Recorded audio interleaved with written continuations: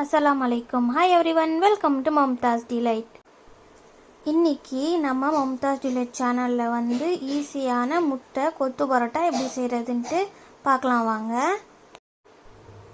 First நம்ம கடாய் வச்சுட்டு அதுக்கு மேலே நம்ம எண்ணெய் ஊற்றிக்கலாம். எண்ணெய் சூடானதுக்கப்புறம் நான் 5 பெரிய வெங்காயம் கட் பண்ணி வச்சுருக்கேன். அது நம்ம போட்டு இது நல்லா வதக்கிக்கலாம். வெங்காயம் ரொம்ப சாஃப்டாக வேகணும் அப்படின்றதெல்லாம் இல்லை, சும்மா கொஞ்சம் கண்ணாடி பதம் வந்துச்சுன்னா போதும். வெங்காயம் நல்லா எண்ணெயில் மிக்ஸ் பண்ணதுக்கப்புறம் 3 கொத்து கருவேப்பிலை கையிலையே கட் பண்ணி அப்படியே போட்டுடுங்க. போட்டதுக்கப்புறம் 3 சின்ன சைஸ் தக்காளி அதுவுமே ரஃபாக சாப் பண்ணி நல்லா வதக்கி விடுங்க ஒரு 2 நிமிஷம். அதுக்கப்புறம் பார்த்தீங்கன்னா முட்டை போட்டுக்கலாம். நான் 10 பரோட்டா எடுத்திருக்கேன், அதனால் 6 முட்டை போட போகிறேன். இல்லைன்னா உங்களுக்கு 6 முட்டை போட பிடிக்கவே இல்லைன்னா நீங்கள் 5 கூட போட்டுக்கலாம். ஆனால் முட்டை கொத்து பரோட்டான்றதுனால முட்டை நிறைய இருந்துச்சுன்னா சாப்பிட கொஞ்சம் நல்லா டேஸ்ட்டாக இருக்கும். முட்டை போட்டதுக்கப்புறம் நல்லா கலக்கி விட்டுடுங்க ஒரு 2 நிமிஷத்துக்கு. முட்டை போட்டதுக்கப்புறம் ஸ்டவ் சிம்லேயே வச்சுக்கோங்க, ஹையில் வைக்க வேண்டாம். அதுக்கப்புறம் காரத்துக்கு நான் குழம்பு மிளகாத்தூள் 3 டீஸ்பூன் போட்டுக்கிறேன். உங்கள்கிட்ட குழம்பு மிளகாத்தூள் இல்லைன்னா மிளகாத்தூள் 1 டீஸ்பூனும் 2 ஸ்பூன் தனியாத்தூள் போட்டுக்கலாம். அதுக்கப்புறம் 1/2 டீஸ்பூன் மஞ்சத்தூள் போட்டு நல்லா முட்டையிலேயே நல்லா மிக்ஸ் பண்ணி விடுங்க. இப்படி போட்டிங்கன்னா அதில் கொஞ்சம் கூட எக்கு ஸ்மெல் வராது பரோட்டாவில். எக்கு நல்லா வெந்துருச்சு. இதுக்கு மேலே நம்ம பிச்சு போட்ட பரோட்டாவும் போட்டுக்கலாம். போட்டதுக்கப்புறம் அதுக்கு மேலே சால்னாவும் ஊற்றிக்கலாம். இந்த சால்னாவும் பரோட்டாவும் இன்றைக்கி நான் ஹோட்டலில் வாங்கினது தான். உங்களுக்கு வேணும்னா கூட நீங்கள் வீட்டில் செஞ்சு முட்டை பரோட்டா போட்டுக்கலாம். ஆனால் கொஞ்சம் ரொம்ப லாங் ப்ராசஸாக இருக்கிற மாதிரி இருக்கும்.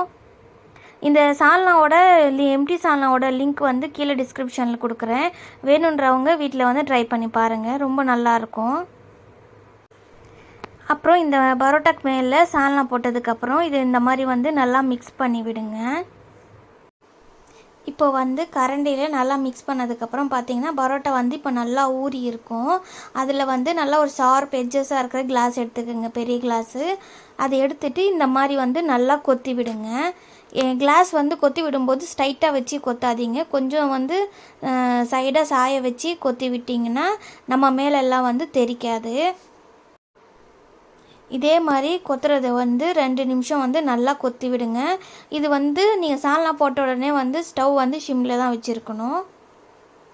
இந்த மாதிரி நல்லா கீழேருந்து எடுத்து மிக்ஸ் பண்ணி கொத்தி விட்டிங்கன்னா சூப்பராக துண்டு துண்டாக இருக்கும் பரோட்டா. இதுலேயே உப்பு காரம் செக் பண்ணிக்கிங்க பரோட்டாலாம் போட்டதுக்கப்புறம்.